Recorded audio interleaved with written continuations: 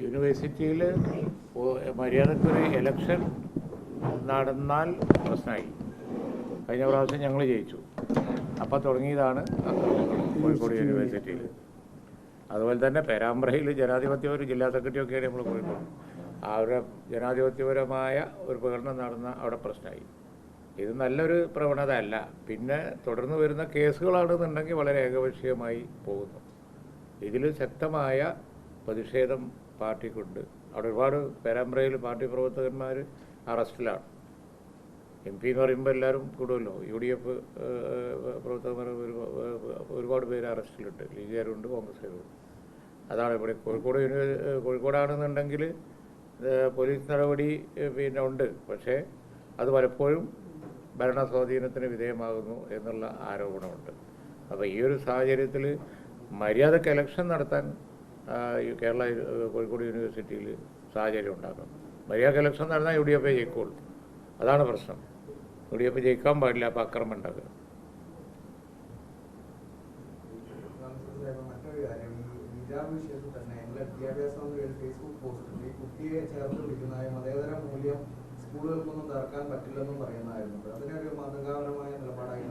എന്നിട്ട് എന്താ ഉണ്ടായി? കുട്ടിക്ക് പഠിപ്പ് നിർത്തേണ്ടി വന്നല്ലോ. ഇടതുപക്ഷം ഭരിക്കുമ്പോൾ കുട്ടിക്ക് പഠിപ്പ് നിർത്തേണ്ടി വന്നു. അതല്ലേ വസ്തുത. അപ്പോൾ അതുകൊണ്ട് നമ്മൾ പ്രസ്താവന മാതൃകാപരാണ് എന്ന് പറഞ്ഞിട്ട് കാര്യമില്ലല്ലോ. കോൺഗ്രസ് അവിടെ പോയി പ്രശ്നം പരിഹരിക്കാൻ നോക്കി, പരിഹരിച്ചില്ല. അതാണ് ഉണ്ടായത്. അതിനെ പ്രശ്നം പരിഹരിക്കാൻ നോക്കിയത് നമുക്കൊരു കുറ്റമായി കാണാൻ കഴിയില്ലല്ലോ. ആത്യന്തികമായി അവിടെ വർഗീയ പിന്നെ സാഹചര്യം കരുതി കൂട്ടി ഉണ്ടാക്കാൻ നോക്കുന്നവരാണ് ഇതിൻ്റെ പിറകിൽ.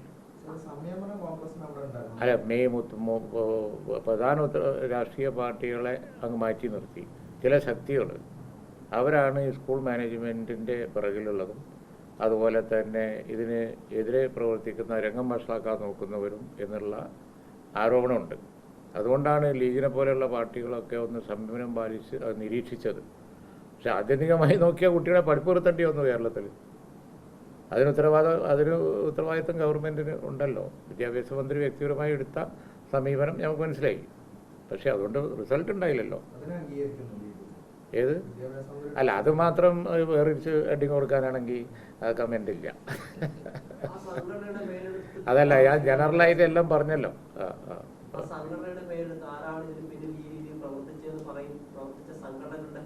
എന്തിനാ എന്നെ കൊണ്ട് പറയിപ്പിക്കണേ? അത്തരം ശക്തികളെന്ന് പറയുന്നതാണ് കൂടുതൽ നല്ലത്. അതിന് പേരൊക്കെ പറയുന്നത് ചിലപ്പോൾ പറയുന്നവരുടെ നിലവാരത്തിന് യോജിക്കൂല.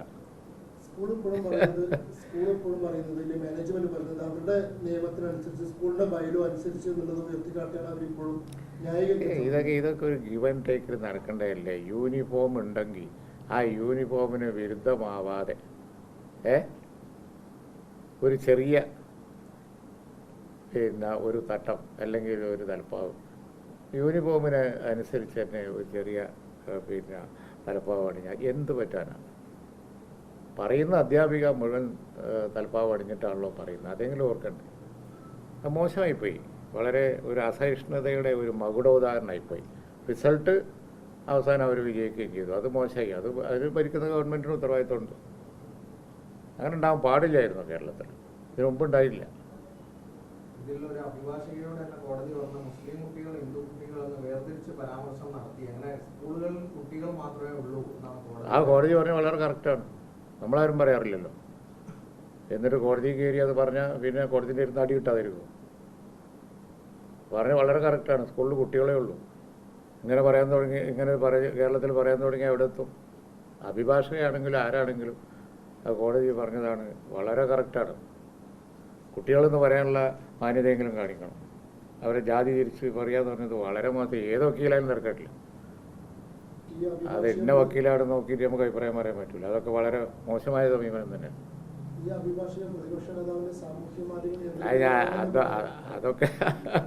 അതൊക്കെ വേറെ കാര്യം. പറഞ്ഞതിനെ പറ്റിയാണ് ചോദിച്ചത്.